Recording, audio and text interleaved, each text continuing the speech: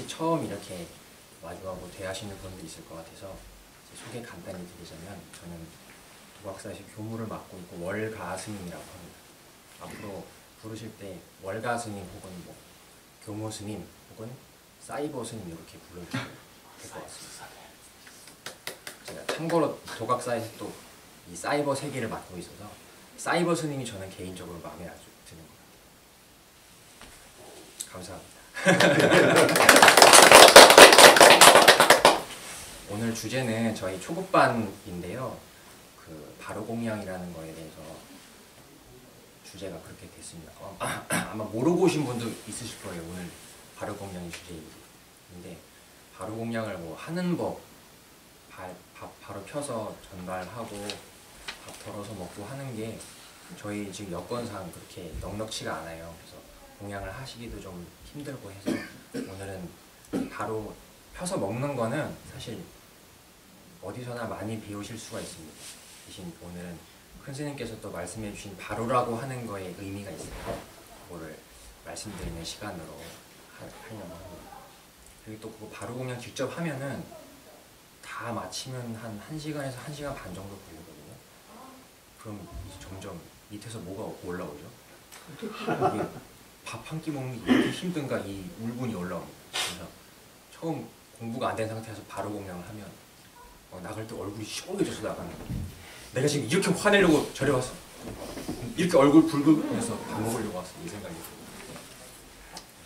바로 공양이라고 하는 것의 의미를 간단히 말씀드리고, 바로라고 하는 게 어떤 걸 뜻하는 것인지를 진행하겠습니다.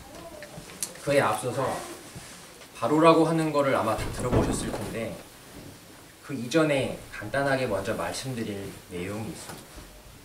뭔가 하면, 저희 큰 스님께서 청송교도소에 교도소 법회를 나가세요. 한 달에 한 번 가고 있는데, 이번에 동절 1, 2월은 쉬었고 3월 달에 다시 법회를 나가시게 됩니다. 큰 스님께서 그 제소자분들 앞에서 하시는 말씀이, 저희는 사실 처음 그 교도소에 가시기 전에 무슨 내용을 도대체 말씀하실까? 이분들은 쉽게 말하면 우리하고 싸운 기억이 아주 다른 분이라고 저는 생각을 했었어요. 우리랑 바라보는 것도 틀리고 맨날 대하는 것도 벽이고, 같은 그냥 옷을 입고 있는 되게 칙칙하고 기분 좀 낮게 가라앉은 사람들하고 생활을 하니까 여기하고 다른 세계일 거라고 생각을 하고, 큰 스님께서 이분들한테 무슨 말씀을 해주실까 궁금했었는데, 말씀하시는 걸 들어보니까 그분들하고 저희하고 스님들하고 저희하고 전혀 다르지 않은 경계를 말씀을 하셨습니다. 저는 그 법문을 듣고, 큰 스님께서 말씀하신 법문을 듣고, 쉽게 말하면 무슨 이야기를 해주셨냐면, 여러분하고 나하고 똑같이 공유하고 있는 이곳은 도대체 과연 무엇으로 되어 있는가, 제일 먼저 이 질문을 하셨어요. 이곳은 정신으로 이루어진 세계입니다. 제일 먼저 제가 이 말씀을 드리는 거예요. 오늘 이 얘기를 처음 듣는 분도 있으실 것 같아서, 이곳은 정신만으로 똘똘 뭉쳐진 세계입니다. 이 정신이 무슨 걸 뜻하는 얘기냐면, 여러분 스스로를 뜻하는 게 바로 정신이에요. 정신이라고 큰 스님께서 이름을 붙이기도 했고 했는데, 스스로의 정신 세계가 바로 이곳입니다. 그래서 제가 오늘 드릴 말씀은 처음부터 끝까지 내 스스로의 정신은 우리가 이렇게 손에 만져지는 것인가요? 아니죠. 정신 만진 사람은 아직 못 보셨죠. 보이지는 않는데, 그렇다면 정신이 없다라고 해야 할까요? 정신은 없다라고 할 수 없습니다. 왜냐하면 지금 이 자리에서 정신 없어지면 아무도 앉아있을 사람은 없어요. 피 꼬꾸라질 것입니다. 그럼 정신 때문에 앉아있는 것인데, 그러면 그 정신은 있다고 해야 하지 않겠느냐? 하지만 정신은 만져지거나 보이지도 않아서 자르거나 태울 수 없는 것입니다. 재질이 보이지 않는 것이에요. 그러면 오늘 얘기의 주제는 보이지 않는 정신만으로 이루어진 세계가 이곳이다. 그게 바로 부처님께서 우리한테 편해지라고 하신 법문들입니다. 불교에 보면 경이라고 하는 게 있어요. 경은 부처님 말씀을 담아놓은 책을 경이라고 하는데, 그 책에 있는 내용이 몽졸이 다 이 내용입니다. 보이지 않는 정신 세계에서 일어나는 많은 일들을 설해 놓으신 거예요. 그런데 재질이 보이지 않는 정신으로 만들어진 일들이라서 이 일들은 아무리 생겨나고 사라지고 해도 보이지 않는 정신으로 만들어진 일들입니다. 그래서 진실하게 있는 듯이 느껴지다가도 어느 순간 진실한 것 같던 일들이 없어지고 요것만은 진실할 거야 라고 생각했던 일들이 어느 순간 또 진실하지 않게 돼버리고 잘 알 수가 없게 돼버리는 거예요. 왜 그런가 하면 이 모든 것들은 보이지 않는 정신 속에만 일어나는 일들입니다. 노름이에요. 정신 노름. 저희가 아까 여기 간단히 차 마시면서 얘기를 한 내용인데 이곳은 스스로의 정신의 노름 말고는 아무것도 없다는 이야기를 했습니다. 여기 앉아 계신 여러분은 전부 자기 스스로를 나라고 이야기하는데 그 나를 오늘 제가 무엇이라고 말씀을 드리냐면 정신일 뿐이었다라는 말씀을 제일 먼저 드리고 싶습니다. 그 증거를 제가 먼저 해드리겠습니다. 정신 없으면 어떻게 되죠? 뭐 정신없이 뭐 한다 그러죠. 정신없이 한다고는 했는데 계속 뭐 할 때도 계속 정신은 차리고는 있었어요. 정신이 딱 한순간 끊어지게 되면 어떻게 될까라고 생각하세요? 제가 한번 예를 들어볼까요? 아, 내가 지금 정신이 끊어졌구나. 그래서 정신 끊어지면 탁 픽 쓰러지잖아요. 아, 내가 정신을 잃어가지고 픽 쓰러졌구나. 이 생각을 하게 됩니다. 맞나요? 왜 못하죠? 이유가 왜 그렇다고 생각하세요? 제 모든 그 질문에 답이 다 들어있어요. 맞습니다. 권내초과 선생님 박수 한번 쳐주세요. 정신이 없으니까 그렇습니다.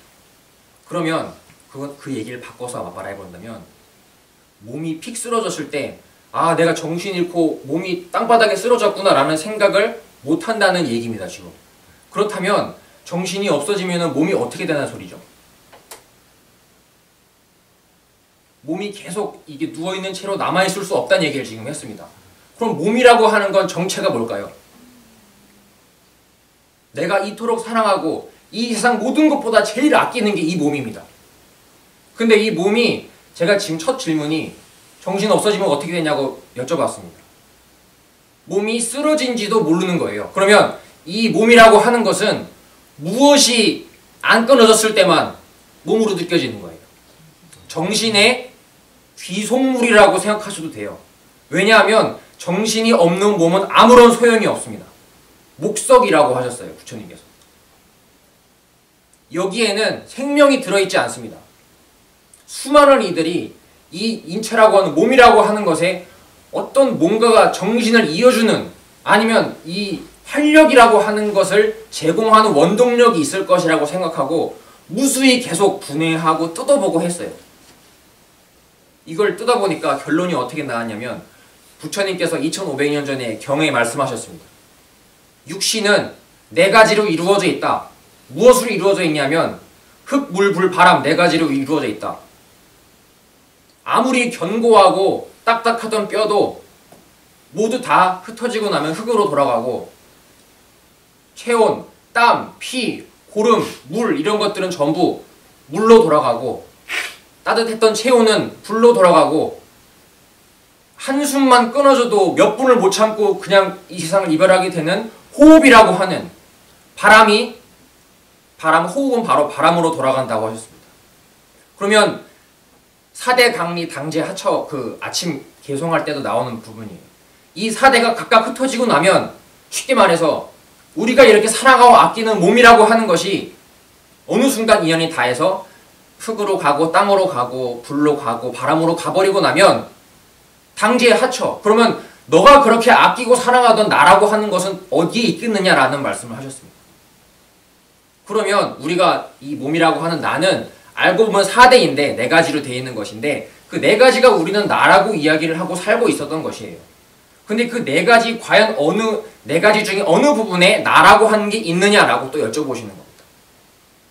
지금 제가 처음 정신이 잃어버리면 어떻게 되겠습니까? 질문을 했고 또 두 번째 몸이라고 하는 것은 다 돌아가면은 4대로 흩어지는데 그 어디에도 나라고 하는 것을 따로 말할 수가 없다라는 얘기를 드렸습니다. 이 얘기를 왜 드리는가 하면 여러분에게서 몸이라고 하는 것은 매우 소중한 거예요. 이것은 억만금을 주고라도 바꿀 수가 없습니다. 만약에 장님인 사람에게 제안을 하는 거예요. 당신의 모든 거를 내놓고 모든 재산을 다 내놓고 사랑하는 사람들 다 이별을 한 후에 시력을 되찾아 주겠다 라고 했는데 그게 효과는 확실하답니다. 여러분이 만약 그 장님의 입장이라면 바꾸시겠어요? 안 바꾸시겠어요? 바꿔 말하면 이 본다는 거, 여러분이 지금 몸을 가지고 누리는 거 있잖아요. 보고 듣고 심지어는 뭐 가끔 입에서 안 좋은 소리도 나오는데 욕하고, 아까 영인보살이 욕한다고 말씀하셨는데 욕 잘하신답니다. 영인보살 욕하고 헐뜯고 또 한때는 또 사랑한다고 얘기도 하고, 이건 혀를 놀리는 거예요. 육신으로 할 수 있는 이 모든 것들이 돈 주고 만약에 하나의 기능이 없었다 하면 그걸 돈을 주고 살 수 있는 거예요. 눈 없는 사람이 수억 천만금을 준다고 해서 눈 다시 끼워줄 수 있어요? 자기의 시력을 또렷이 제대로 볼 수 있느냐는 얘기입니다. 그거는 돈 주고 바꿀 수 없는 거예요.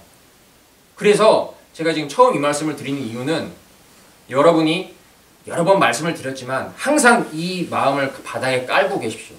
내가 지금 이 앞에 있는, 예를 들어서 제일 보기 싫은 사람하고 또 맞닥뜨리게 됐어요. 원증회고라고 합니다.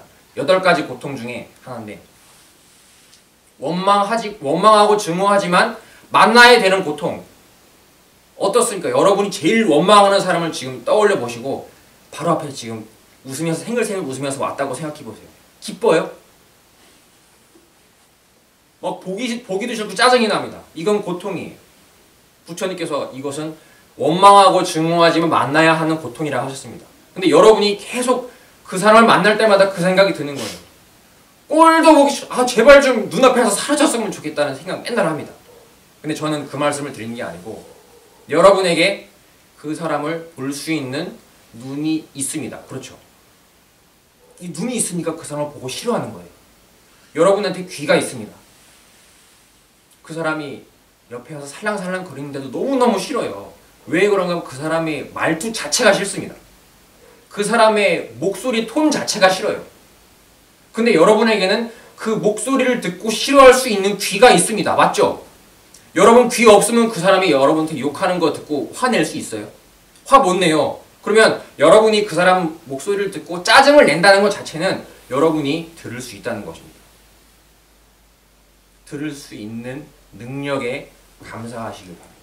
그게 여러분이 항상 밑바닥에 깔고 계셔야 되는 마음입니다.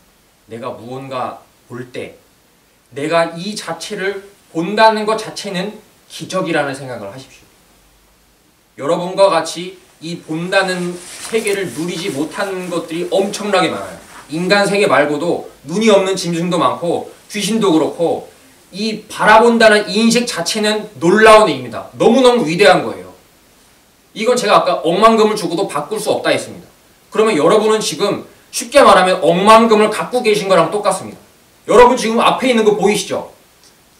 이 앞에 있는 것에 대해서 이거는 좋은 모습, 이거는 나쁜 모습이라고 구분하기 전에 여러분 우선 이걸 봅니다. 본다는 것은 여러분한테 억만금을 주고도 바꿀 수 없는 눈이 있다는 거예요. 감사하셔야 됩니다. 무조건 항상 감사하셔야 돼요. 나에게는 볼 수 있는 능력이 있구나. 이것에 먼저 감사하십시오. 그 다음에 요걸 하려면 하시는데, 요걸 하려고 하면 그 이전에 다시 한번 스스로의 위대함에 감탄하게 됩니다. 내가 만약 보는 능력이 없었다면, 내가 만약 듣는 능력이 없었다면, 큰 스님께서 해주신 교도소 법문이 이 내용이었습니다. 여러분에게 이 감각하는 능력이 없었다면 과연 이 칙칙하고 나가고 싶은 이런 곳이 존재할 수 있을까 질문을 하셨던 거예요. 그런 것은 따로 존재하지 않습니다. 무언가를 판단하고 좋다 그러고 싫다 그러고 사랑한다 그러고 증오한다 그러고 하는 것은 여러분 스스로 정신이 하는 것인데, 그 정신이 모든 판단을 다 하는 거예요. 근데 그 판단 속에는 어떤 것도 진지한 것으로 다가올 수가 없습니다. 제가 오늘 바로공양이라는 주제를 하면서 제일 먼저 여러분들에게 정신이라고 하는 것에 대한 말씀을 드렸어요. 오늘 정신이라는 얘기 처음 들어본 분도 있을 텐데, 정신이라고 하는 것이 내가 여지껏 나라고 삼던 것의 진짜 주인공이라고 이름을 붙이자면 정신이 바로 그 주인공이다라는 얘기를 드렸습니다. 여기까지만 딱 이 얘기를 하면 아주 복잡한 내용이 아니에요. 굉장히 쉽습니다. 여러분은 육신이 아니고 뭐라고요? 정신이라고 했습니다. 나는 정신이다. 오늘 이렇게 기억하고 가십시오. 나는 정신이다. 그러면 누가 또 물어볼 수가 있습니다. 정신은 뭐예요? 정신은 어떻게 생긴 거예요? 그럼 여러분은 어떻게 대답을 해주면 되죠? 알고 계신 대로만 대답하시면 돼요. 정신은 어떤 거야? 정신은 보이지 않는 거야. 이렇게 대답하시면 돼요. 보이지 않는 게 어떻게 나죠? 왜 보이지 않는 게 나냐고? 원래 이곳은 보이지 않는 걸로 만들어진 것이야. 보이지 않는 놈이 지금 막 웃고 대화하고 보이지 않는 놈이 말 걸고 화내고 짜증내고 하는 것입니다. 여러분이 지금 앉아있는 이유는 정신이 깨어있기 때문에 앉아있는 것이고, 여러분 정신이 끊어진다면 나는 정신이 끊어졌다는 생각도 못한다고 했습니다. 그때는 몸도 따로 없다고 했어요. 그래서 몸이라고 하는 것은 오직 정신이 깨어있을 때만 드러나는 정신 속의 정신세계가 바로 몸입니다. 그래서 이곳은 몸은 물질이에요. 물질이라고 이야기를 합니다. 물질은 정신 속에 있는 것이 물질입니다. 혹자는 물질 속에 정신이 튀어나온다고 이야기를 해요. 그것은 이치에 맞지 않는 일입니다. 왜냐하면 정신이 없는 이 세계는 존재할 수가 없어요. 여러분은 정신 잃어버리면 온 세계는 사라집니다. 그렇다면 온 세계는 재료 물질이 정신이었다는 이야기를 제가 드리고 싶은 겁니다. 그래서 가장 제일 먼저 커다랗게 크게 생각하셔야 될 것은 여러분 스스로가 얼마나 위대한지를 먼저 생각하십시오.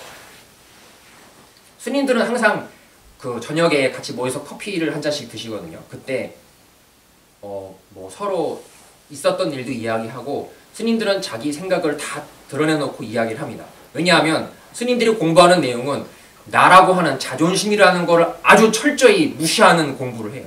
그래서 내가 내 생각은 그렇지 않은데, 아니면 변명을 하는 내용 있죠. 아니 나는 내가 그러려고 했던 게 아니고 그거는 전부 내가 이렇게 하는 겁니다.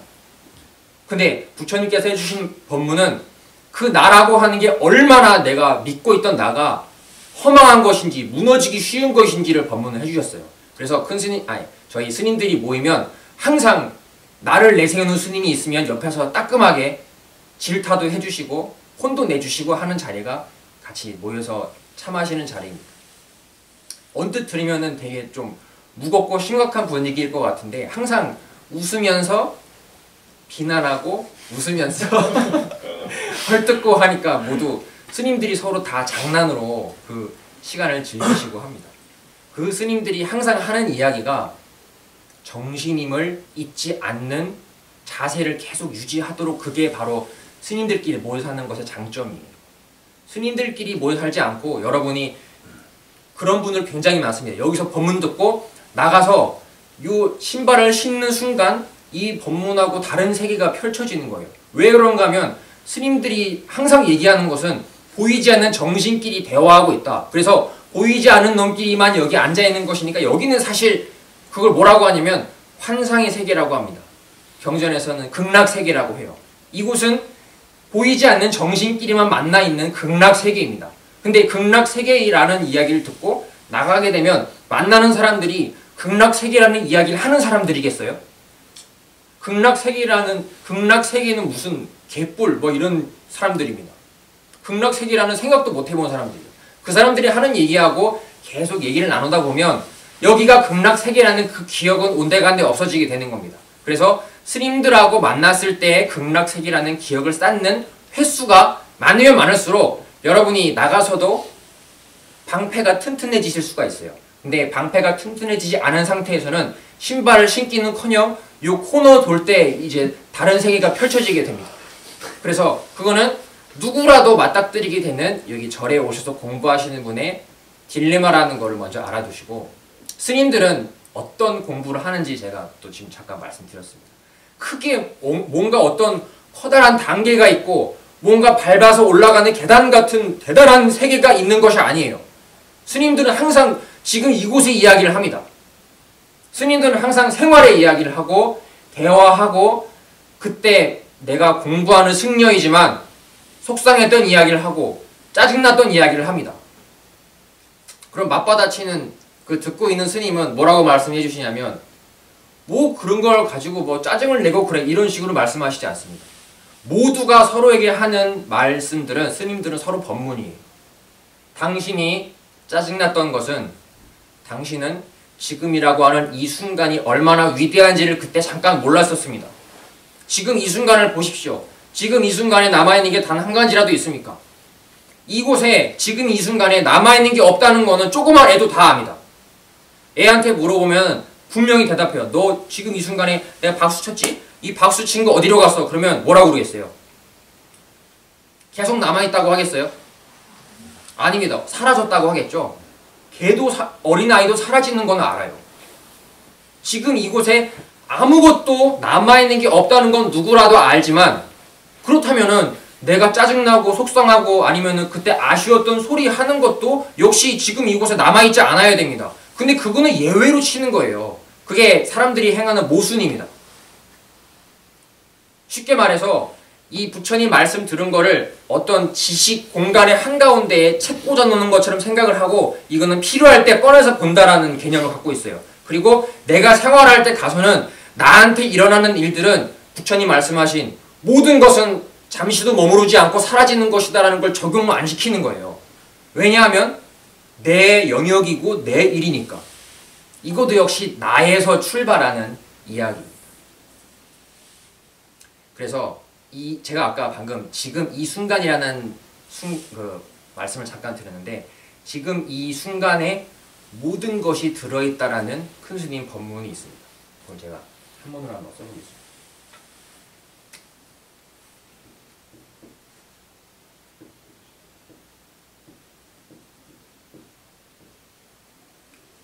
이것을 뭐라고 읽어야 될까요? 네, 금중일체라는 법문을 옛날에 제가 큰 스님께 그때 인사드리려고 잠깐 갔었는데 이 봉투에 이거를 써서 주셨어요. 근데 별다른 법문이 없이 주셨는데 당연히 그 제자의 입장에서는 스승님의 내려주시는 그런 한마디 한마디를 자기의 수준대로만 받아들일 수밖에 없습니다. 그게 바로 바루예요. 바루는 그 글만큼만 받아가는 거죠. 그래서 그 바루의 겉에 테두리가 없을 때에는 따로 공간이라는 게 있었나요? 공간이 애초에 존재하지 않았어요. 근데 이렇게 동그랗게 올리고 딱 막으니까 동그란 공간이 생겼습니다. 존재하지 않았던 공간이 생기는 것처럼 자기 나름대로 기억하고 지금 여기 앉아 계신 분들이 단 한 분도 제 이야기를 똑같이 받아들인 분이 없어요. 그것은 자기만의 바루가 있는 거예요. 자기 나름대로의 견해가 있는 것이고 자기 나름대로 쌓아온 인생의 커리어가 있습니다. 당연히 그래서 받아들이는 게 틀려질 수밖에 없어요. 바루의 모양이 달라질 수밖에 없습니다. 저도 이때 이 말씀을 들었을 때 제 나름대로 깜냥으로만 받아들였기 때문에 당연히 큰 스님이 정말로 전해주고자 하셨던 것은 받아들일 수 없어질 수 있습니다. 하지만 큰 스님께서 계속 강조해서 얘기하는 것 중에 제가 와닿는 게 이 법문이라서 오늘 말씀을 드리려고 해요. 해석을 어떻게 하냐면 지금 금의 가운데에 하나 일자에 모두 채자입니다. 그래서 지금의 가운데에 하나이고 모두라는 것으로 해석을 할 수가 있어요. 간단히 풀어서 해보면 지금 속에 모두가 들어있다 이렇게 법문을 해주셨어요. 제가 아까 지금이라는 이야기를 간단히 드렸었죠. 지금이라는 속에 모두가 들어있다. 이것도 큰 스님께서 교도소 법회나 아니면은 일반 신도분들 대상으로 법회하실 때 항상 제일 중요하게 하시는 말씀이 지금 속에 모든 게 다 들어있다. 지금 속에 과거, 현재, 미래가 들어있다. 지금 속에 인간도 들어있고 육도가 다 들어있다. 이 말씀을 하셨습니다. 그러면 이 얘기를 그냥 언뜻 들어보면 지금이라고 하는 게 굉장히 좀 스케일이 큰 거라는 것을 알 수 있습니다. 엄청나게 커다란 것이 지금입니다. 제가 지금부터 간단하게 지금이라는 것이 얼마나 커다랗고 위대한 것이니 말씀드리겠습니다. 제가 오늘 말씀드렸던 내용이 한 20분 정도 말씀드린 것 같은데 그 모든 것들에 대한 평균적인 여러분이 나름대로 느끼는 기분이 있으셨을 거예요. 내가 오늘 여지껏 이야기를 듣고 나름대로 어떻구나라는 느낌이 있습니다. 근데 그 느낌은 오늘 제 얘기를 듣지 않았다면 그 느낌이 생겨날 수 있을까요? 없을까요? 생겨날 수 없어요. 그렇다면 제 얘기를 제 얘기는 다 흘러가서 과거가 돼버렸죠. 과거를 바라보면서 여러분의 기분이 형성되는 것입니다. 다시 말해서 지나가버린 기억으로 하여금 이 지금이라는 순간의 기분이 결정된다 이것입니다. 그래서 지금 이 순간이라고 하는 것은 지금 순간에는 모든 게 다 들어있어요. 지나가버린 거를 지금 추억한다라고 불멸책에 써 있습니다. 그리고 지금이라는 이 순간도 지금 판단하고 다가오지 않은 미래도 오직 지금에서만 떨고 걱정한다라는 말씀이 써 있어요. 그렇다면 우리가 세월이라고 하는 세월은 전체 다입니다. 과거, 현재, 미래를 빼놓고 세월이 어디 있겠어요? 그것은 끝과 끝을 알 수 없는 너무나 방대한 것인데 간단히 하나로 지금 압축을 했습니다. 무조건 지금 아니고서는 세월은 따로이 존재할 수 없어요. 오직 지금 판단하는 것이고 과거 후에도 지금 하는 것이고 미래 걱정도 지금 하는 것입니다. 그럼 지금 속에 모두 다 들었다. 금방 알 수 있는 거예요. 여러분이 아무리 진지했어도 그 진지했던 순간들은 사실 순간순간 계속 이게 떨어짐이 없이 지나가고만 있는 거예요. 근데 여러분이 내가 그때 기분이 상했어. 너한테 정말 아쉬웠어. 내가 그때 앞에서 이야기는 못했는데 너 정말 그때 그러면 안 되는 거였어. 그거는 사라져버린 일을 가지고 어디다 끌어온 건가 하면 지금 이 순간에 끌어와서 이야기를 하는 거예요. 그러니까 지금이라는 이 순간은 기억을 바탕으로 쌓여진 곳이 지금이지만 이 지금 속에 신기하게도 그 끌어올 수 있는 과거도 드러나고 지금 있는 일들도 여기 드러나고 아직 오지 않은 일들도 지금이라는 쟁반 위에 전부 다 드러납니다. 그래서 지금은 모든 걸 담을 수 있는 수채화 판하고 똑같아요. 어떤 색깔이든 그릴 수 있습니다. 지금이라는 이 판화 위에는. 하지만 그 판화 위에 찍 긋는 순간 그 색은 긋는 순간 바래버립니다. 색이. 하나를 찍 그었을 때 그게 10년 지나서 다 없어져 버린다고 한다면 만약 하루 동안에도 당연히 바래겠죠. 1시간 동안에 그 색깔이 바랄까요? 안 바랄까요? 당연히 바랄 수밖에 없죠. 우리가 인지하지 못할 뿐입니다. 천천히 돌려보면 100만 분의 1초에도 바래고 있는 거예요. 찍 그으려고 하는 순간부터 이미 바래고 있는 것입니다. 지금 이 순간에 일어나는 모든 일들은 전체가 다 있습니다. 여러분의 지금까지 살아왔던 모든 추억들, 기억들, 옛날에 보만 스님께서 법회 때 이 말씀을 하셨습니다. 여러분의 이름이 어떻고, 나는 무슨 학교를 나왔고, 우리 아버지는 어떻고, 지금 관계가 어떻고, 내가 지금 사회적 포지션이 어떻게 되고, 이런 것을 와서 많이 말씀을 하십니다. 무엇을 얘기하는 건가 하면 기억을 이야기하는 거예요. 잊지 않은 기억, 지금 실답게 있는 것이 아닙니다. 내가 받아들여서 내가 쌓고 나 혼자만 갖고 있는 나만의 기억을 남에게 이야기하는 거예요. 근데 이거는 지금 이 순간은 실답게 존재하는 게 아니고 없어져 버린 걸 갖고 와서 얘기하는 거예요. 그래서 절대로 이 없어져 버린 걸 갖고 오는 것은 실제적으로 존재할 수가 없습니다. 그래서 우리가 지나가 버린 일 얘기하면 그 당시에는 엄청나게 화가 날지 몰라도 끌어와서 나중에 이야기를 하게 되면 그럴 수도 있지 뭐. 야야 그때는 됐어. 그냥 지나가고 다음부터 뭐 잘 지내면 되지 뭐 이렇게 할 수 있는 이유는 원래가 실답지가 않습니다. 지금 일어나는 모든 일들은 계속 다 지나가서 어디로 되죠? 어디로 쌓이죠? 스스로의 기억으로 쌓입니다. 아주 귀중한 본문이니까 오늘 이것도 기억하고 가십시오. 모든 것은 지금 이 순간에만 일어났는데 지금 이 순간 일어나는 모든 일들은 오직 스스로의 기억으로만 쌓입니다. 근데 기억은 지금 이 순간 존재하는 게 아니고 지나가 버린 거예요. 그래서 진지하게 심각하게 받아들일 만한 것이 아닙니다. 걱정할 게 아니에요. 이거는 기억은 지나가 버린 거라서 여러분이 이거에 대해서 이건 아무것도 아니라고 생각을 하실 수가 있어야 됩니다. 그게 기억을 바라보는 좋은 방법이에요. 그래서 큰 스님께서 지금이라는 법문을 해주실 때 지금은 기억의 끝이라는 말씀을 하셨습니다.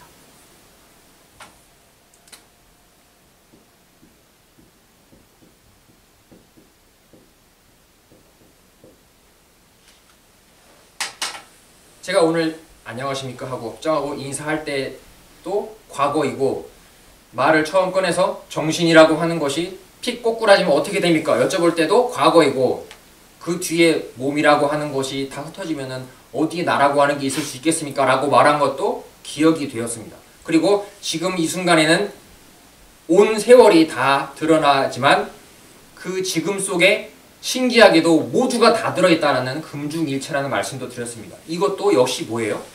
이것도 기억이 되었습니다. 그러면 그 기억이 쭉 모여서 지금 이 순간을 이룬 거예요. 제가 아까 드린 말씀이 그겁니다. 기억이 계속 바로의 옆을 세우게 되면 그 끝이 바로 지금이라는 순간으로 드러나게 됩니다. 그러면 10년 전도 기억이고 5년 전도 기억이고 하루 전도 기억이고 1시간 전도 기억입니다.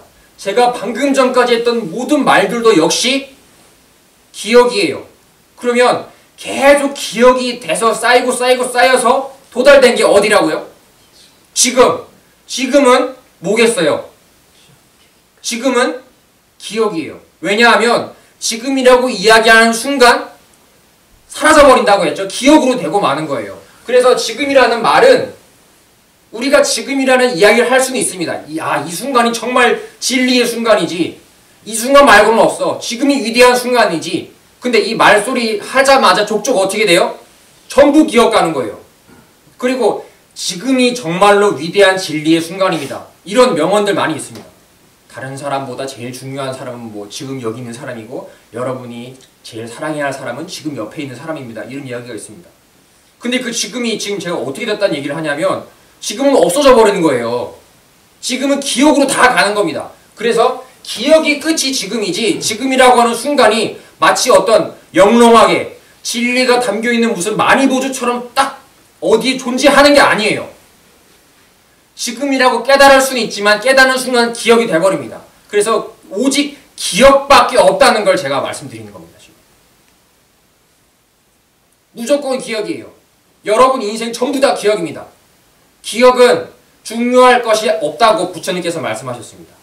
식은 이미 멸한 것이고 멸진된 것이라고 하셨습니다. 지나가 버린 거에 집착하는 것만큼 어리석은 일이 어디 있겠어요. 근데 우리가 항상 하는 일이 뭔가 하면 지나가 버린 일들에 항상 집착을 합니다. 근데 뭐는 지나가지 않았다고 아까 모순이라고 했냐면 나에게서 방금 누가 뭐라고 한 소리나 나에게 정말 예기치 않았던 이상한 일이 딱 닥치게 되면 이거는 기억이라고 믿질 않는 거예요. 이것도 기억입니다. 이거를 무엇을 바라보시든지 이미 사라져버린 기억이라고 바라볼 수 있게끔 저희 스님들은 이렇게 방향만 가르쳐 드릴 뿐입니다. 계속 수행하고 연습하는 거는 누가 할 수밖에 없겠어요. 여러분 스스로밖에 할 수 없습니다. 아무도 도와주질 않아요. 이게 지나가버린 일이라는 거를 진정으로 깨닫는다면 그 사람이 그 기억, 지나가버린 일에 대해서 진지하게 가서 나 그때 정말 속상해서 이렇게 진지하게 말할 수 있을까요? 스스로 이미 그 생각을 하는 순간 기억은 사라졌다는 생각을 하는 순간 모든 거는 얘기할 게 없어져 버리는 거예요. 그래서 궁금한 것들이 많이 없어지게 됩니다. 스님들 말씀을 잘 따라오다 보시면은 제가 오늘 그래서 기억이라는 법문을 또 두 번째로 드렸는데 이곳이 정신세계라는 이야기를 처음 드렸죠. 도각사 이제 앞으로 오실 때는 항상 그 생각을 하고 신발을 벗고 들어오십시오. 야, 나는 오랜만에 여기 왔지만 보이지 않는 정신세계를 오늘 또 다시 한번 배우러 왔구나. 이곳은 보이지 않는 정신세계만을 가르치는 곳이구나. 스님들이 옛날에 바로에 그렇게 밥을 받아 드셨던 것에 대해서 굉장히 진지하고 이 바로공양 하는 법이 있잖아요. 제가 아까 그거 처음에 안 한다고 했습니다. 그 법까지 너무나도 막 심각하게 교육하는 분들이 있어요. 그 행위 하나하나는 사실 부처님께서 똑같이 기억이라고 하셨습니다. 제가 오늘 스케일이 굉장히 큰 거라고 했잖아요. 이 지금이라는 순간은. 지금은 무조건 기억이 된다고 했는데 지금은 기억이고 기억은 전체입니다. 여러분 정신 없으면 몸 없다고 했고 몸이 없으면 지금도 느낄 수가 없어요. 그렇다면 정신 없어지면 지금도 사라져 버립니다. 지금을 느끼려면 정신이 깨 있어야 돼요. 그럼 정신하고 지금하고 다른 거겠어요? 같은 거겠어요? 다르지 않은 거죠. 정신이 지금이고 지금을 느끼고 있다면 여러분 정신이 깨 있는 거예요? 잠드는 거예요? 깨 있는 거예요. 그러면 지금이 바로 정신입니다. 제가 오늘 여러분께 정신세계라고 말씀드렸습니다. 그러면 여러분은 오직 내 스스로 정신으로만 이곳이 돼 있구나. 남이라고 할 게 따로 없구나. 이걸 제일 먼저 이 정신밖에 없구나를 생각하시다 보면 남이라고 할 게 내 정신 속에 들었구나. 이걸 알게 됩니다. 그 뒤에는 또 그러면 정신이 깨있으면 지금이라고 하셨는데 지금 속에 내가 싫어하는 저 남이 있구나. 지금 속에 나도 있구나.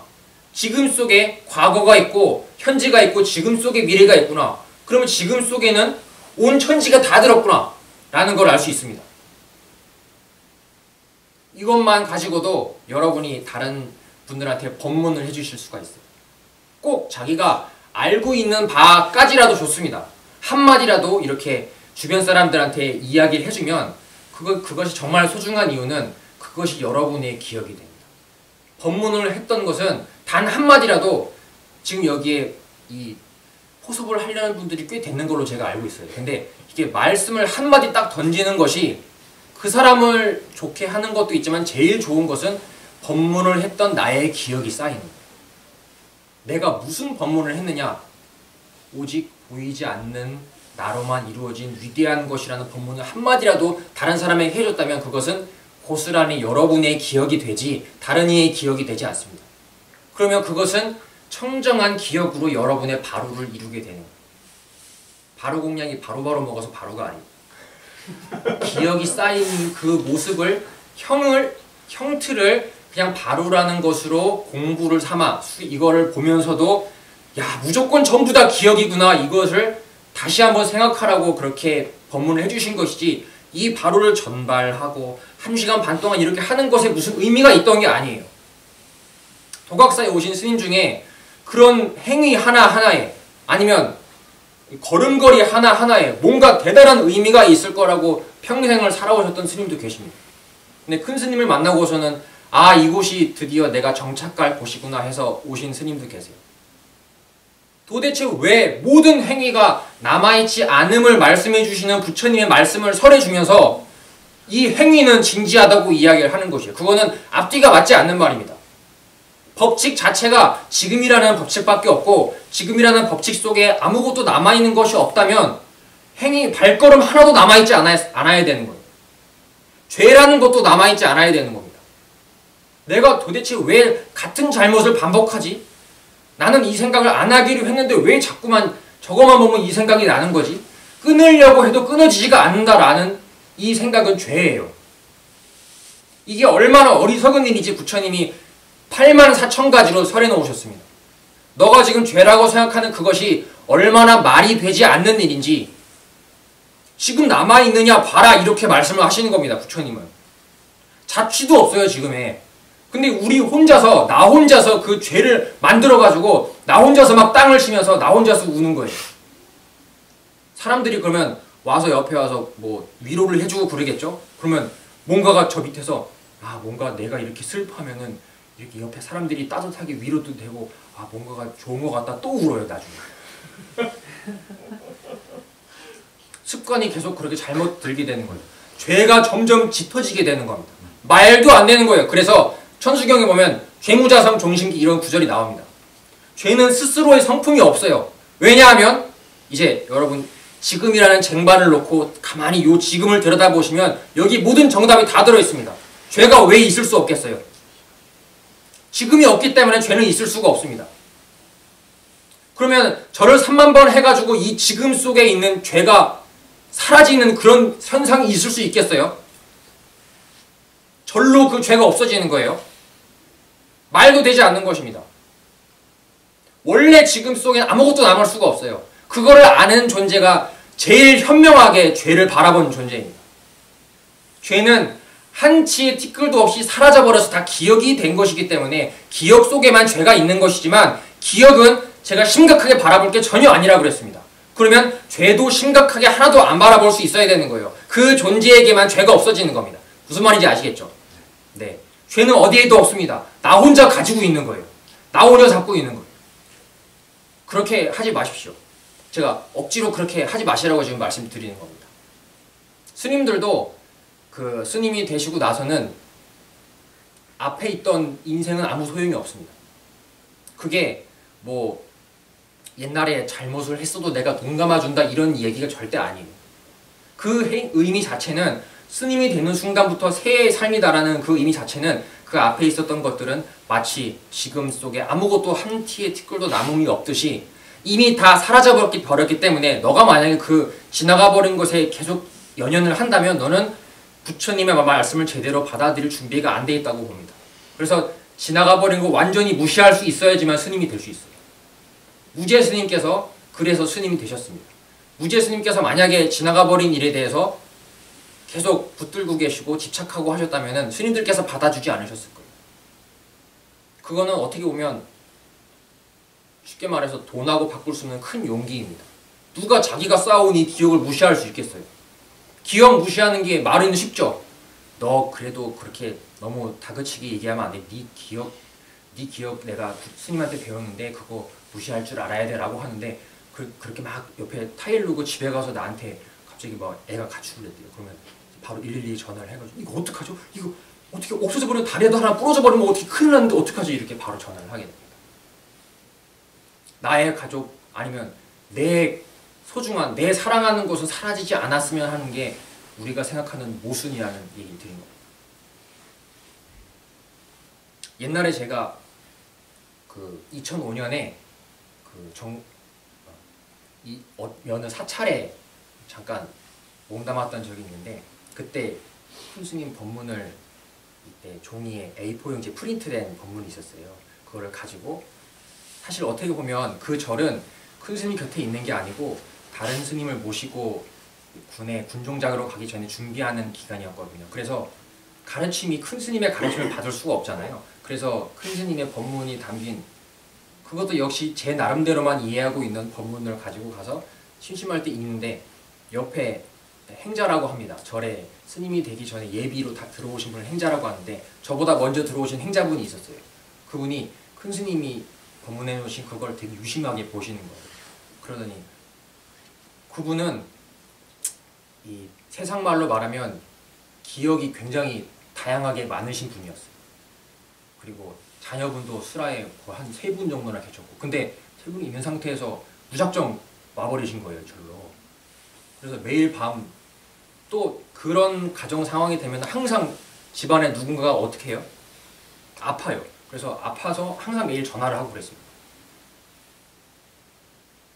그래서 공부를 하기가 거의 불가능한 상태였는데 그분은 게다가 또 스스로의 뭐라고 하죠? 아집 자기가 알고 있는 거에 대해서 그거를 가지고 판단하는 거 있잖아요. 그게 굉장히 강했어요. 그래서 큰 스님 법문을 보시고 아 이거는 좀 공부를 좀 하신 분 같은데 이거는 어디서 난 거예요? 이렇게 여쭤보시는 거예요. 아 제가 공부를 배우고 있는 큰 스님께서 해주신 법문입니다 했더니 근데 뭔가를 보신 것 같기도 하고 못 보신 것 같기도 하고 계속 막 이상한 소리를 계속 하시는 거예요. 결국에 나중에 오래 지나지 않아서 그 스스로의 생각을 믿는 연고로 이제 계속 인연은 안 되게 되셨는데 그때 제가 너무너무 좋았던 법문이 이 귀하고 소리하고 이 법문이 있었어요. 그걸 말씀드리겠습니다. 귀로 무엇을 듣죠? 소리를 듣습니다. 근데 그 첫 문장이 뭐였냐면 귀와 소리는 같다 이 말씀이 있었어요. 저는 도저히 이해할 수가 없었습니다. 귀는 여기에 있고 소리는 저쪽에 들리는데 어째서 같다고 할 수 있는지. 근데 제가 오늘 여러분 정신 없으면 몸 없다고 했습니다. 그러면 정신이 있을 때 몸이 느껴지는 것이 정신 없이는 몸은 따로 없어요. 몸은 정신 깨 있을 때 드러나는 것입니다. 똑같이 옮겨와서 여러분이 귀가 태어날 때부터 없어요. 그러면 아까 화연 스님 종치는 소리 못 듣죠? 밖에서 아무리 시끄러운 소리가 나도 나에게는 다른 세계의 얘기일 뿐입니다. 그렇다면 이 소리는 여러분의 귀를 떠나서 별개로 따로 밖에서 울릴 수가 있을까요? 없을까요? 따로 울릴 수 없어요. 여러분 귀에만 소리가 있는 겁니다. 그 예가 바로 선천적으로 귀가 안 들리는 분은 소리의 세계에는 존재하지 않는다가 바로 그것이에요. 그러면 귀 바깥에 소리가 나고 있던 것을 내가 신경을 써서 귀로 듣는 게 아니란 얘기입니다. 여러분도 이제 논리적으로 설명하실 수 있어요. 소리의 정체는 뭐였냐면 귀가 있을 때 내 귀 안에만 존재하는 게 소리이지 내 귀가 없는데 어떻게 소리를 얘기할 수 있겠어요? 그러면 귀 안의 소리이지 귀 바깥의 소리는 없습니다. 소리가 난다는 것은 여러분한테 뭐가 있다는 얘기예요. 소리가 사방에서 들려오고 있습니다. 너무나도 감사하게도 이 소리들이 들려온다는 것은 여러분에게 이미 뭐가 존재한다는 거죠? 귀가 존재한다는 거.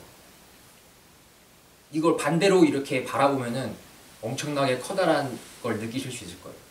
여러분의 귀는 온 세상의 소리들 덕분에 귀라고 하는 게 있음으로 드러나게 되는 것입니다. 귀가 여기에 따로 존재하는 게 아니에요. 이 바깥이 정막이라면 이거는 아무런 소용이 없습니다. 태어날 때부터 세상에 아무런 소리가 안 났어요. 귀가 멀쩡히 들을 수 있는데도. 그럼 그 사람에게는 이게 무슨 역할을 하는 건지 알 수 있는 능력이 없어요. 뭐 하는 거지? 달려있긴 한데 뭐 말랑말랑 하긴 한데. 이 귀는 소리가 없이는 귀라고 따로 얘기할 수가 없습니다. 그래서 귀와 소리는 같다라고 얘기합니다. 여러분의 귀는 요만하다고 얘기할 수 있어요. 하지만 전 절대로 여러분의 귀가 요만하다고 얘기하지 않습니다. 왜냐하면 여러분은 온 세상의 소리를 다 들을 수 있어요.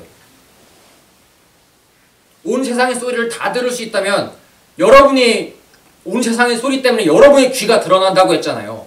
여러분이 귀가 없으면 온 세상 소리는 소용없다고 했습니다. 그러면 여러분의 귀만 딱 드러나 있으면 온 세상 소리가 다 들립니다. 여러분의 귀는 얼마만한 거죠? 온 세상 소리를 다 들으니까 온 세상 말한 겁니다. 그게 여러분의 귀예요. 왜냐하면 저 멀리서 아무리 큰 소리가 난다고 해도 내 귀 없이는 소용이 없다고 했잖아요. 항상 붙어있는 겁니다. 귀하고 소리는. 그래서 나하고 귀가 나입니다. 소리가 남입니다. 나하고 남은 애초에 없어요. 왜냐하면 내 정신을 빼고는 나와 남은 존재하지 않습니다. 정신 깨 있을 때 나도 있고 남도 느껴진다고 아까 제가 얘기 드렸죠. 그러면 나와 남은 애초부터 나눠져 있지 않았어요. 근데 정신 속에 정신의 위대한 능력 속에 그게 있어요. 나와 남으로 정신으로 이렇게 나누어서 볼 수 있는 능력이 있습니다. 이렇게밖에 설명할 수가 없어요. 왜냐하면 아무리 나누려고 해도 귀하고 소리는 나눠지지 않습니다. 여러분의 귀는 얼마나 위대한지 온 천지에 나는 소리를 다 느낄 수 있습니다. 그러면 여러분의 귀는 온 천지까지 다 닿아 있는 거예요. 관세음보살, 그래서 큰 스님께서 관세음보살은 이근 원통이라는 법문을 하셨습니다. 이근, 이 귀라는 근은, 뿌리는 전부 다 통해 있다. 어디까지? 끝이 어디겠어요? 뭐 나는 데까지, 소리 나는 데까지 다 닿아 있습니다. 이래도 여러분이 요만한 게 나라고 얘기하실 거예요. 여러분은 너무너무 위대해서 제가 차마 입에 침을 바르고도 더 이상 찬사를 드릴 수가 없어요. 돈 주고도 못 바꾼다고 했지 아까 처음에. 눈을 어떻게 돈 주고 바꾸겠어요? 이 듣는 능력을 어떻게 돈 주고 바꾸겠어요? 서로 돈 주고 바꿀 수 있다 하더라도 돈 만약에 5천만 원, 아니 너무 적나? 5천만 원을 주고 귀를 샀습니다. 그래서 들을 수 있게 됐어요. 근데 5천만 원을 내고 얻은 능력 치고는 너무너무 위대한 능력을 얻은 거예요. 왜냐하면 못 듣는 소리가 없어요. 어디서나든지 다 들을 수 있습니다. 그럼 5천만 원으로 온 천지를 가진 거예요, 여러분. 여러분 지금 밖에서 나는 소리, 조그만 소리나 큰 소리나 다 들을 수 있습니다. 여러분은 너무나도 위대한 황금을 가지고 비난하는 데 쓰고 있는 거예요. 돈 주고 바꿀 수 없는 위대한 보물을 가지고도 남하고 싸우는 데 쓰고 있습니다. 그렇게 하지 마십시오. 자기의 위대함을 제일 먼저 살펴보시는 게 순서입니다.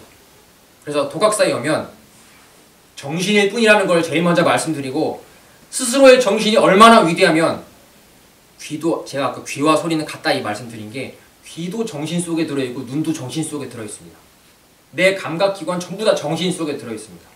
그래서 역시 정신의 이야기를 드린 거예요. 정신이 얼마나 위대하면 온 천지를 다 느끼겠냐는 얘기입니다. 이건 거꾸로 얘기하면 온 천지가 바로 누구란 얘기예요? 정신이 누구예요? 나예요. 저 사람 정신은 누구 정신 속에 들어있겠어요? 내 정신 속에서만 판단하는 저 사람 정신이에요. 그러면 나의 영역의 정신의 영역과 나하고 오늘 처음 만난 사람의 정신의 영역이 마치 주파수가 간섭되듯이 부딪힐 수가 있어요? 왜 부딪힐 수가 없죠? 나 하나니까. 내 정신만 있으니까. 그러면 그거를 제가 아까 소리는 어디에서 나도 다 듣는다고 했습니다. 여러분은 온 우주를 꽉 채우고 있다고 했어요. 온 우주에는 누구 정신밖에 없는 거예요. 내 정신만 있는 거. 그러면 이곳에는 내가 막 사람들하고 같이 어울려서 사는 줄 알았는데 누구 혼자 사는 거죠? 나 혼자 사는 거예요. 여기 지금 아무도 없어요. 여러분 정신 혼자만 있어요. 옆 사람 있지 않냐고요? 옆 사람 이렇게 톡톡 건드려서 왜? 대답하면 그거 누가 느끼죠? 내 스스로 정신만 느끼는 거예요. 그럼 이 사람은 누구 정신 속의 남이겠어요? 내 정신 속의 남이에요. 내 기억 속의 남이에요. 내가 쌓은 기억이 바로 옆 사람입니다. 이건 남이 아니에요. 내 정신입니다. 그러면 끝까지 나 혼자만 놀다가 쉽게 말해 세상 말로 죽게 되면, 인연이 다하게 되면 이제 떠나가는 거는 옆 사람하고 같이 가요? 나 혼자 가는 거예요. 그러면 혼자 와서 혼자 생각하고 혼자 오해하고 혼자 옆 사람 가지고 정말로 남이라고 생각하다가 혼자서 내 안에 남을 가지고 막 싸우다가 혼자서 가요. 그러면 누가 쇼한 거예요? 나 혼자 쇼한 거예요. 이곳이 바로 그곳입니다. 여러분 혼자서 맘대로 만들어서 여러분 혼자서 맘대로 장엄하고 노는 곳이에요. 아무도 없습니다. 저는 여러분 정신 속에만 있는 남이에요. 그래서 저는 여러분 정신 속에 앞에 어떤 세상으로 장엄되어 드릴 뿐입니다. 불보살님이 장엄하신다는 말씀이 되게 많이 나와요. 경전에 보면. 그때 1250인 비구가 모였는데 미륵보살 오셨고 지장보살 오셨고 뭐 다보열애보살 오셨고 수많은 불보살들이 부처의 옆을 장엄하여 서셨다 하는 얘기가 나옵니다. 근데 어떤 학자는 그 인도에 가서 조사를 했대요. 내가 그 1250명이 있을 만한 공간이 있나 봤는데 그런 공간은 없다는 거예요. 무슨 이야기를 지금 하고 있는 건지 잘 모르겠어요. 실증을 왜 합니까? 거기 가서. 그 불보살님이 장엄한다는 것은 여러분 스스로의 정신으로 무엇이든지 빚어내는 거예요. 그러면 막 화가 날 때 이 사람을 봤으면 보기가 싫어요. 그냥. 그 화난 모습이 내 정신 속에 불보살로 장엄이 되는 겁니다. 그럼 여러분은 항상 수억 수천만의 불보살을 여러분 혼자서 장엄시키고 있는 거예요. 1250mm 와서 막 서고 이런 게 아니에요. 끝까지 여러분 스스로의 세계 속에서 여러분 혼자 놀다가 여러분 혼자 가는 것입니다. 그러면 남을 탓할 게 있어요? 없어요? 무조건 내가 바라본 대로 지금 이렇게 도달되는 것입니다. 내가 기억한 대로 지금 이 순간이 도달되는 거예요. 내 기분이 왜 이러냐고요? 내가 직전까지 그렇게 기억했으니까 이렇게 바라보이는 거예요. 나의 기억이 어리석었음을 탓해야지 내 안에 있는 남을 갖다가 진짜로 남이라고 얘기해놓고 막 거기다가 손찌검하면서 너 그러면 안 된다고 하는 거는 처음부터 근본 시작이 잘못됐다는 얘기를 먼저 드리는 겁니다.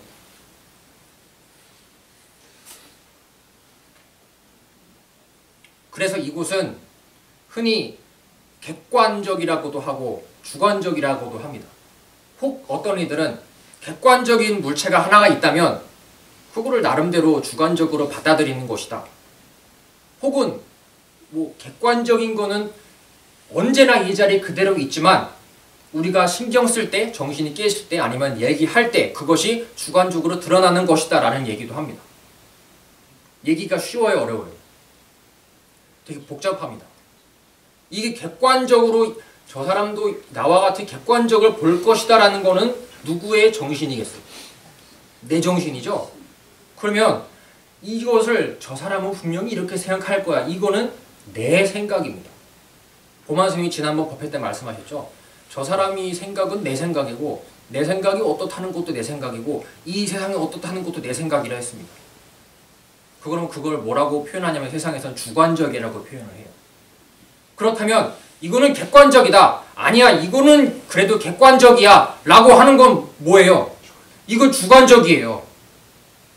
그러면 주관적 세계를 말고 주관을 벗어난 따로의 어떤 정해져 있는 객관이 있을 수 있어요? 아니에요. 여러분 혼자만 있는 겁니다. 여러분 혼자서 객관을 만드는 거예요. 여러분 혼자서 이러이러한 객관이 있을 수 있다라고도 오해를 하는 거예요. 무조건 여러분 혼자만 존재하는 겁니다. 이거는 부처님께서 말씀하신 무의법문이에요. 여러분 혼자밖에 없습니다.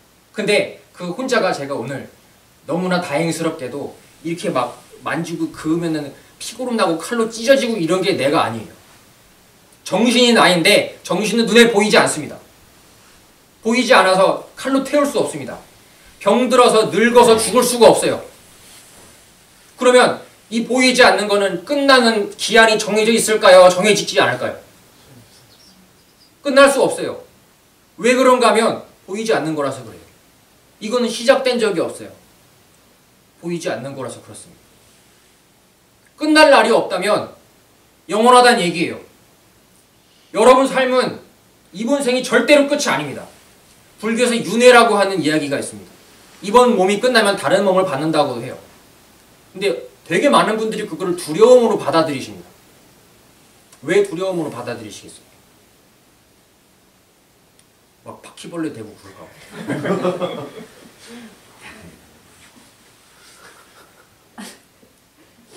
이 몸이라고 하는 것을 관장하는 게 여러분입니다. 왜냐하면 몸이 이렇게 시들어가고 병들고 하면은 불안한 거는 마음이 불안한 겁니다. 몸이 불안한 게 아닙니다. 제가 아까 처음에 몸 어디를 뒤져봐도 생명이라는 건 따로 없다고 했습니다. 생명이 있다라고 정신 속에서 마음이 그냥 생각할 뿐이에요. 아, 몸이 내가 옛날 거 같지 않구나. 조금 있으면 이것도 거꾸라지겠구나 라고 보이지 않는 놈이 시작도 없고 끝도 없이 죽을 수 없는 놈이 야, 이거 어느 순간 갑자기 죽으면 내가 들어놓은 보험 이거를 어떡하지? 이 생각이 막 나는 거예요. 죽음을 걱정합니다. 죽지 않는 놈이. 제일 큰 오해이고 제일 어처구니 없는 일이고 제일 쉽게 속기 쉬운 것이고 조금만 생각하면 금방 알 수 있는 거예요. 제일 많은 고민들이 시작되는 출발점이 이번 생이 뭔가 한정되어 있다는 그 믿음이에요. 그거는 맞지 않습니다. 여러분이 영원한 거예요. 왜냐하면 보이지 않는 정신이 여러분입니다. 보이지 않는 걸 나로 삼고 살아가십시오. 그러면 이번 이 생의 몸이 없어지게 되면 반드시 다음 몸이 나옵니다. 왜 다음 몸이 나올 수밖에 없냐면 뭐가 영원하기 때문에? 정신은 끝나지 않기 때문에. 정신만 있으면 몸은 언제든지 드러날 수가 있어요. 마치 귀가 있다는 것은 언제든지 소리가 드러날 수 있는 것 같습니다. 이게 짝지예요. 상측관계라고 합니다.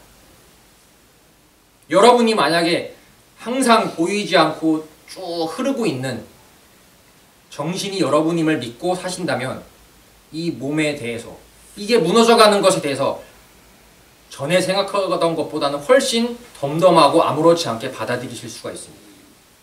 늙어가고 병들고 죽는 것에 대해서 당연하지라고 받아들일 수 있는 마음이 반드시 되셔야 돼요. 여러분들은. 최소한 도각사에서 스님들 말씀을 들으셨다면 이것이 내 스스로 정신세계에 나 혼자 왔다 간다고 들었는데 제일 중대지사가 바로 내가 늙고 병들어 죽는 게 제일 큰 일입니다. 근데 내가 늙고 병들어 죽는 게 아무렇지 않게 다가올 수 있으려면 여러분의 스스로 모습이 실체가 무엇인지를 가장 먼저 보셔야 돼요. 여러분은 늙거나 병들어 죽을 수 없는 게 여러분이었습니다. 지금 여기 앉아있는 여러분들은 몸이 아닌 보이지 않는 정신이 앉아있는 겁니다. 여기 제가 서서 이야기를 하고 있지만 보이지 않는 정신이 이야기하고 있는 거예요. 지금 보이는 놈끼리 얘기하는 거예요? 보이지 않는 놈끼리 얘기하는 거예요? 안 보이는 놈끼리 얘기하는 거예요.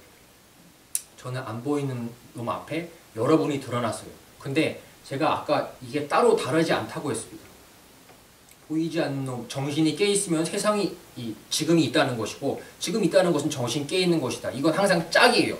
여러분이 정신이 깨있다는 것은 저희를 느낀다는 것이고 여러분 정신 잠들어 버리면 세상도 사라집니다. 그러면 여러분이 지금 이렇게 깨있다는 것은 무엇을 얘기하는 거겠어요? 정신이 깨있다. 정신이 깨있으면 몸도 드러나는 거라. 아 근데 이게 생겨났다 사라져도 또 나오겠네? 왜냐하면 나는 영원한 존재이니까. 아름답게 생각하고 사시길 바랍니다. 그래서 이 재질이 반야심경에 보면 색뿌리공 공부리색, 색즉시공 공즉시색 이 네 구절이 나옵니다. 이 네 구절이 다 조금씩 다른 것인데 색뿌리공 그 맨 앞에 것은 이 세상의 모든 다양한 대상들을 전부 하나로 통일하신 거예요. 색이라고 하는 것은 밖에 대상을 이야기하는 것인데 이 대상이 아무리 많다 한들 이거는 물질적으로 봐도 쪼개면은 허공으로 돌아간다라고 이야기를 하고, 지금 이 순간에 남아있지 않고 없어져서 사라져버린다라고 이야기를 합니다. 전부 다 허공으로 돌아가는 것이 색불이공이에요. 여기까지만 얘기하면 허무주의자들 얘기입니다. 그러면 뭐야? 살지 말라는 얘기야? 나의 여지껏 이루어 놓은 삶은, 내가 이렇게 이렇게 놓은 업적은 아무것도 없다는 얘기가 이렇게 얘기합니다. 저희는 그런 얘기는 하지 않았어요. 공불이 색이 그 뒤에 나옵니다. 이 허공은 아무것도 없어져 버리는 허공이 아닙니다. 이 모든 것들이 사라져서 허공으로 돌아간다면 이 모든 것들은 어디에서 생겨난 것이겠어요? 허공에서 생겨났습니다. 그러면 이 허공은 그냥 말짱꽝 허공이 아니고 무슨 허공이냐면 모든 것을 드러낼 수 있는 잠재력이 있는 허공입니다. 그게 공불이 색이에요. 허공에서 모든 것이 드러난다. 왜냐하면 왜 허공에서 모든 것이 드러난다고 하냐면 모든 것이 사라져서 없어져 버리는 곳이 허공이니까. 허공에서 모든 것이 드러납니다. 공불이 색입니다. 그러면 모든 것은 허공으로 다 통일이 되었지만 색 즉시 공이에요. 그 허공 속에는, 허공은 여러분의 정신입니다. 여러분의 정신 속에는 너무나 대단하게도 그 능력이 있다는 얘기예요. 나하고 남을 나눠서 볼 수 있는 능력이 있습니다. 이 앞에 있는 게 내 정신이라 그랬죠. 근데도 남으로 보이는 거예요. 그게 여러분 정신 아니면 어떻게 있을 수가 있겠어요. 그거를 뭐라고 표현하냐면 깨닫는 능력이라고 합니다.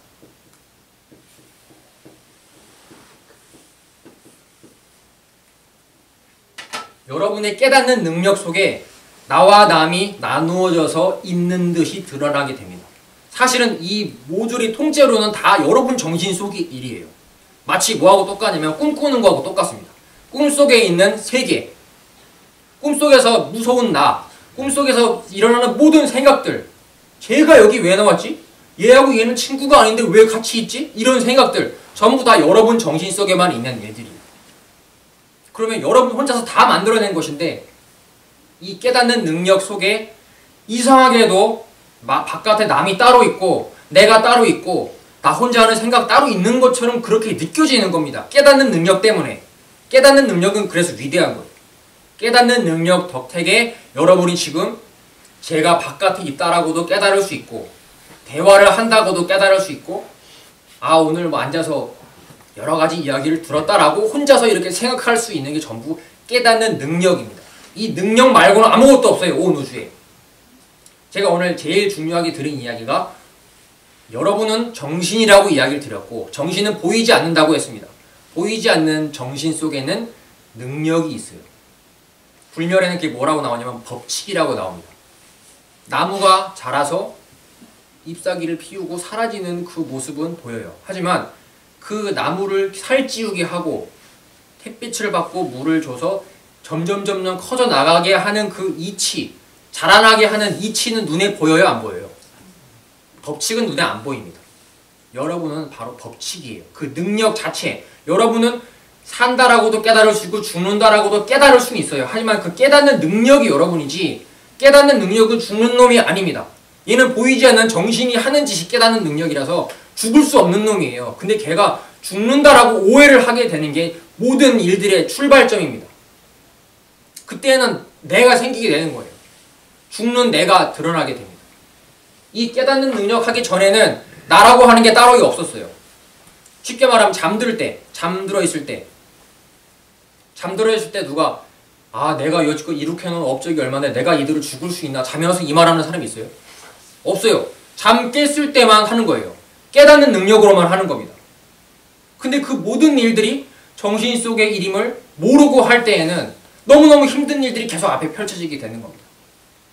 제가 아까 색즉 시공 얘기하다 잠깐 했는데 색즉 시공은 마주대해지는 정신의 능력을 얘기하는 것입니다. 색깔을 마주대하는 공 이렇게 되어 있습니다. 여러분 앞에 있는 제가 색이고 색을 느끼는 여러분이 공입니다. 그럼 두 개잖아요. 그죠? 그러면 이 앞에 있는 것은 색이라고 한문을 붙이고 색을 느끼려면 여러분은 색이 아니어야 됩니다. 이게 무슨 법칙이냐면 상반된 법칙이에요. 만약에 내가 저 바깥에 있는 색이라면 나는 내가 색인데 어떻게 색을 느끼겠어요? 그러면 색을 느낀다는 것은 내가 색이 아니어야 된다는 얘기입니다. 그럼 색을 바라보는 상반된 위치에 있어야 된다는 얘기고 마치 멀리 떨어져 있듯이 그게 바로 색 즉시 공입니다. 근데 제가 여기 서 있고 여러분이 거기 앉아있다 하더라도 여러분이 여기서 잠들어 버리면 저를 느낄 수가 없습니다. 그 얘기인 즉슨 여러분 정신이 깨있을 때 색도 있고 공이라고도 느낄 수 있는 겁니다. 그게 바로 시자라는 한문이에요. 색 즉 시공.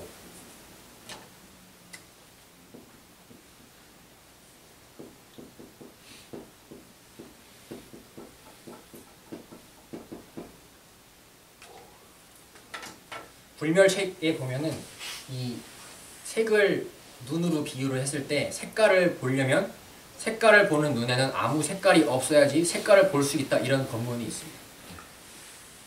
이게 색 즉시 공을 풀이해 놓은 것입니다. 색깔을 마주하고 있는 이 공, 이 뜻입니다. 나는 항상 모든 색깔을 다 보는데 이 색깔을 보는 놈이 나지 어떻게 색깔이 나겠어요? 이건 대상입니다. 근데 이거를 보려면 나는 이 많은 색이 아니어야지 색을 볼 수가 있어요. 그래서 눈에 색이 없다고 표현하시는 겁니다. 그거를 그냥 한문으로 허공 공자를 쓴 거예요. 근데 이거는 어떤 것이 아닙니다. 색깔을 볼 때에만 비로소 느낄 수가 있어요. 아, 내 눈은 어떻길래 도대체 이 색을 볼 수가 있지? 라고 색을 통해서만 공을 느낄 수가 있습니다. 그것은 정신이 깨어있을 때, 야, 내 앞에 남도 있고 그거를 느끼는 나도 있구나. 근데 알고 보니까 이게 다 정신으로 이루어진 것이구나 라고 정신이 깨있을 때 생각하는 것입니다. 이 일들은 근데 전부 어디 위에, 무슨 쟁반 위에 있냐 하면 지금이라는 쟁반 위에 있는 일들인데, 이게 전부 제가 기억이라고 말씀드렸죠. 이 모든 일들은 다 기억 속의 일이에요. 요거를 오늘 제일 큰 걸로 주제로 삼고 가시면 되겠습니다. 오늘 제가 횡설수설 많이 했는데 마지막으로 그 기억이라고 하는 것에 대해서 간단히, 기억에도 종류가 있습니다. 무슨 기억을 식이라고 해요, 한문으로. 무슨 식이 있고 무슨 식이 있고. 그런데 그것들이 어떤 건지 막 외우실 필요가 없어요. 하지만 여러분이 꼭 아셔야 될 것은 이것들이 아무리 여러 가지 기억으로 돼 있다 하더라도 전부 다 뭐다? 전부 다 끝에 무슨 자가 붙어요, 지금. 식. 무슨 식? 무슨 식? 이런 게 있습니다. 전부 기억이다. 요거만 캐치하시면 되는 거예요.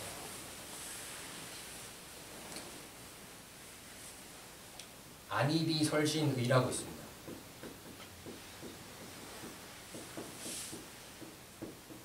이거는 6개인데 그 6가지 감각기관이라고 표현을 해요. 눈, 귀, 코, 혀, 몸, 뜻 이렇게 이야기를 합니다. 그래서 눈으로 색깔을 마주하는 눈의 세계가 드러나고, 귀의 세계가 드러나고, 냄새의 세계, 맛의 세계, 감촉의 세계, 그리고 마음속에 보이지 않는 감정의 뜻의 세계가 드러나게 되면 우리는 이것을 삶이라고 한다. 세계가 이루어지게 된다. 이렇게 이야기합니다. 이것이 이루어진 세계를 흔히 18개라는 분류 용어로 이야기를 해요. 근데 우선 요것에 대해서만 말씀드리면 6가지인데 이 6가지가 모여지게 되면 나라고 하는 것이 있는 것처럼 느껴지게 됩니다. 눈, 귀, 코, 뭐 이렇게 감각을 하게 되면 아, 지금 내가 이렇게 느끼고 있구나라고 삶이 실감나게 드러나게 돼요. 그래서 이 6번째, 이것도 의식이라고 합니다. 안식. 이 식이라는 뜻은 뭐 때문에 식이라고 하겠어요? 이게 식이 무슨 식자냐면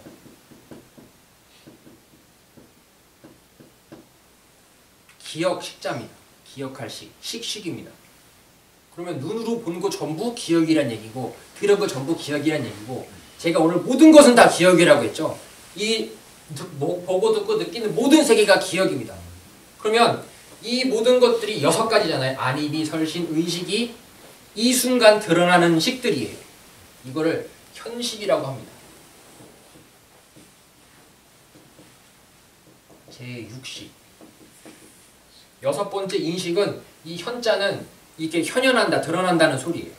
지금 여러분이 아, 이렇구나, 아, 저렇구나, 저 사람이 나한테 뭐라고 욕을 해? 이게 현식입니다.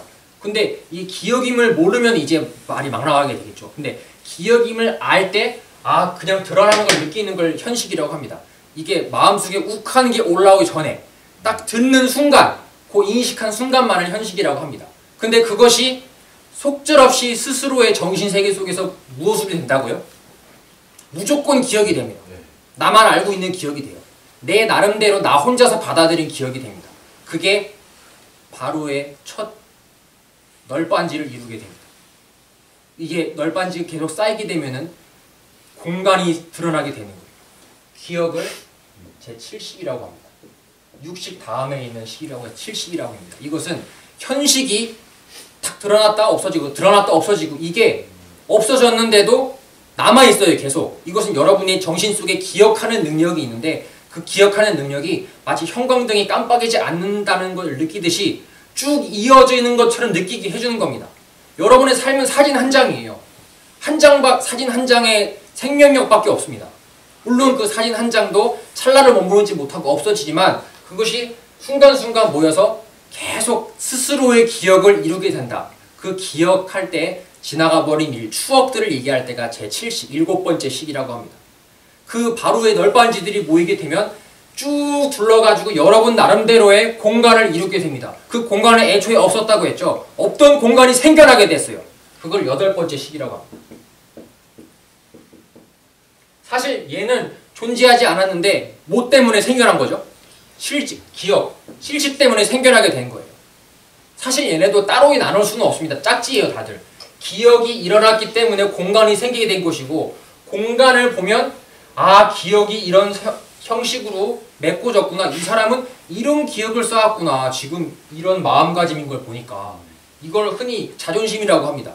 자기 나름대로의 다 허용해도 용납해도 난 이것만은 안 돼. 자존심이에요.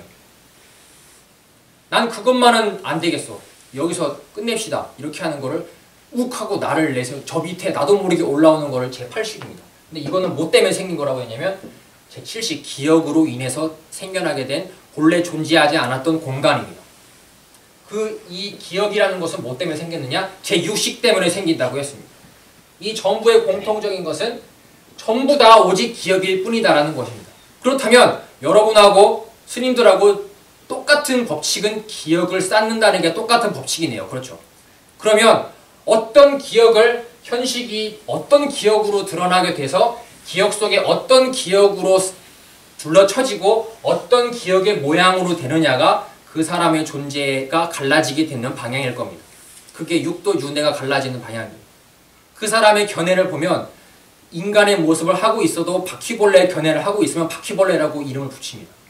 그래서 사람처럼 안 보이는 이유가 오직 정신 속의 이름의 그 뜻에 의해서만 우리는 바라보기 때문에 그래요. 그래서 이 기억이 무슨 울타리로 둘러쳐져야지 요 바로 조그마한 공간이 아니게 되겠어요. 없는 게 제일 좋겠죠? 근데 없는 걸로 해버리면은 기억이라고 하는 게 쌓일 건덕지가 없는 거잖아요. 기억이 쌓이긴 쌓이는데 온 세상 천지가 다 되려면 지금 이 순간 받아들이는 기억이 투명한 기억이면 됩니다. 이 투명한 기억이 제가 뭐라고 표현을 해드려야 되냐면 지금 다가오는 이 지금이라는 순간 쟁반 위에 있는 것들을 죄라고 하는 것들을 아무것도 아니라는 걸로 바라보실 수 있어요. 그게 투명한 업입니다. 투명한 기억이. 이 순간에 짜증이 나는 이유는 지금 뭔가가 진지하게 바라볼 게 있다라고 하는 믿음이 아니면 절대로 짜증이 나지 않습니다. 내가 과연 그 밑에서 지나가 버린 걸 가지고 있다고 생각하는지 없다고 생각하는지 곰곰이 생각해 보세요. 반드시 있다고 믿는 구석이 있습니다. 그때에는 그 있다고 믿는 만큼의 테두리가 둘러쳐지게 되는 거예요. 그게 남이 해주는 게 아니고 안타까운 건 나 혼자만 하고 있다는 게 안타까운 거예요. 그래서 남이 바로잡아주고 그런 게 아닙니다. 내 스스로 내가 기억을 그렇게 쌓아야 되는 거예요. 그래서 똑같은 걸 보고서도 스님들은 청정하게 바라보실 수가 있고 그거를 듣지 못한 이들은 탁하게 바라볼 수밖에 없는 것은 누구나 똑같이 기억하는 법칙으로만 살고 있습니다. 단지 그 기억을 바라보는 견해가 어떠냐에 따라서만 자기 그릇이 틀려지는 거예요. 그래서 이 기억의 종류를 이렇게 간단하게 말씀드렸고 바루가 그런 의미를 뜻한다는 걸 오늘 말씀드렸습니다. 바루에 옛날에 스님들이 밥을 걸식을 해서 드셨다고 해요. 집집마다 돌아다니면서 공양을 주시면 드셨다고 합니다. 또 이제 거기에 뭐 아까 논문 쓴 사람 그런 사람들이 등장을 합니다. 내가 해보았는데 이게 음식 너무 다양하게 나오고 부패처럼 돼서 너무 호화스러운 거 아니냐 이런 논문이 또 있어요. 참 그거는 제가 나중에 얘기하도록 하고, 그 발효공양에서 음식을 먹는다는 것은 여러분이 그러니까 이런 말들에 현혹되지 않기 위해서는 항상 놓치지 말고 계셔야 되는 것이, 지금 행위를 설명하고 이게 어떤 건지를 얘기하는 것 모두가 전부 다 내 스스로 기억을 이야기하는 거예요. 전부 다 기억에 대한 내용입니다. 그래서 여러분이 누가 얘기를 해주지 않아도 이것은 내 기억 속에서 일어나는 걸로 비유를 하신 거겠구나, 이렇게 바라보면은 여러분이 크게 현혹되지 않을 수 있어요. 먹는 거는 내가 아닌 거를 먹어서 내가 됩니다. 그럼 분명히 이건 남인데 먹어서 살찌우면은 남을 가지고 나를 만든 것인데 우린 이걸 나라고 해요. 그리고 남의 거를 가지고 나를 만들고 나서 그거를 주장합니다. 나라고. 기억하고 똑같아요. 밥을 먹는다는 거는, 만약에 어떤 사람이 사과를 하나 먹고 잊어먹었어요. 또 먹죠. 그러신 분들 있죠. 먹은 거 잊어버리고 또 먹고 하면 항상 처음 먹는 사과입니다. 그분은 항상 사과 한 개만 먹은 거예요. 그러면 내가 사과를 몇 개 먹었다라는 것은 진짜로 이렇게 행위에 있는 거예요? 내 생각에 있는 거예요? 생각 속에만 먹은 게 있는 거예요. 그럼 먹는다는 것은 무엇을 얘기하는 건가 하면, 기억 말고는 먹었다는 건 없어요. 너무너무 배부르게 잘 먹었다, 그 생각 속에만 먹었다는 그 행위가 있는 것이지, 기억을 벗어나서 어디에도 행위는 없습니다. 그래서 바로에 밥을 담아서 드신다는 것, 남을 가지고 나로 삼는다는 것, 내가 아닌 걸 가지고 기억을 계속 세운다는 의미를 가지고 받아들이시면 되겠습니다. 공교롭게도 발음도 똑같네요. 식으로. 그죠? 먹을 식자, 기억할 식자. 오늘 발효공양에 대해서 처음 오신 분도 있어서 좀 큰 이야기로 시작을 했는데 나중에 기억에 대한 이야기로 마무리를 드렸습니다. 처음 오신 분들 너무너무 반갑고 격하게 반갑고 앞으로 자주 뵐 수 있었으면 좋겠습니다. 오늘 앞에 이렇게 마치겠습니다. 수고하셨습니다. 감사합니다.